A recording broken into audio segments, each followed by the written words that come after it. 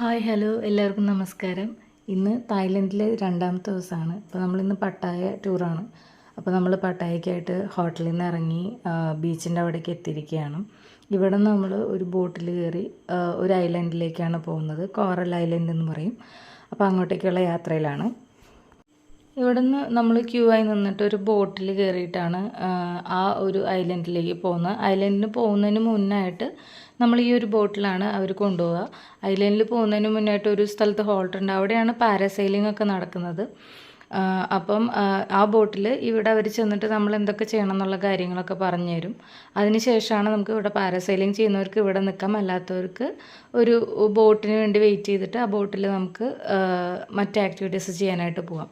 അപ്പം നമ്മൾ വെയിറ്റ് ചെയ്യുമ്പോൾ ഒരുപാട് ഇങ്ങനെ മത്സ്യങ്ങൾ വന്നിങ്ങനെ നിൽക്കുന്നുണ്ടായിരുന്നേ.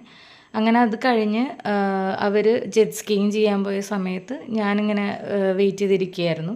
അങ്ങനെ ഞങ്ങൾ ജെറ്റ് സ്കീയിങ് ഒക്കെ കഴിഞ്ഞിട്ട് കുറച്ച് നേരം കടലിലൊക്കെ കളിച്ച് പിന്നെ ഡ്രസ്സൊക്കെ ചേഞ്ച് ചെയ്ത് നമുക്കിനി തിരിച്ച് ബോട്ടിലേക്കുള്ള വെയിറ്റിങ്ങിലാണ്. അങ്ങനെ ബോട്ടിൽ കയറി നമ്മൾ തിരിച്ച് പട്ടായയിലേക്ക് ഇനി തിരിച്ചു പോവുകയാണ് ഐലൻഡിൽ നിന്ന്. ഐലൻഡിലെ ആക്ടിവിറ്റീസ് നമുക്ക് വീഡിയോ എടുക്കാനായിട്ടൊന്നും പറ്റില്ല, കാരണം ഫോണൊക്കെ എടുത്ത് വെക്കേണ്ടതായിട്ട് വന്നു. അപ്പോൾ അങ്ങനെ തിരിച്ചിറങ്ങി നമുക്ക് ഒരു ഇന്ത്യൻ റെസ്റ്റോറൻറ്റിലാണ് ഫുഡൊക്കെ അവർ അറേഞ്ച് ചെയ്തിട്ടുള്ളത്.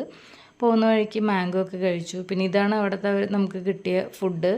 ഇന്ത്യൻ എന്ന് പറഞ്ഞു കഴിഞ്ഞാൽ ഒരു നോർത്ത് ഇന്ത്യൻ സ്റ്റൈൽ ഫുഡായിരുന്നു, കുഴപ്പമില്ല. പിന്നെ നമുക്ക് തിരിച്ച് പോകുന്ന വഴിക്ക് ഒരുപാട് ഇതുപോലത്തെ സ്ട്രീറ്റ് ഫുഡ് സെൻറ്റേഴ്സൊക്കെ കാണാനായിട്ട് പറ്റും കേട്ടോ. ഒരുപാടുണ്ട്. വളരെ നീറ്റായിട്ട് കിടക്കുന്ന ഒരു സ്ഥലം കൂടിയാണ്, പറയാതിരിക്കാൻ പറ്റില്ല. പിന്നെ നമ്മൾ നൈറ്റ് ഒരു അൽക്കാസർ ഷോ എന്ന് പറഞ്ഞിട്ടൊരു ഷോ കാണാനായിട്ട് പോയി. ഒരു വേൾഡ് ഫേമസ് ആയിട്ടുള്ളൊരു ഷോ ആണ് ട്രാൻസ്ജെൻഡേഴ്സിൻ്റെ. അത് കാണാനായിട്ട് നൈറ്റ് ഇറങ്ങിയായിരുന്നു.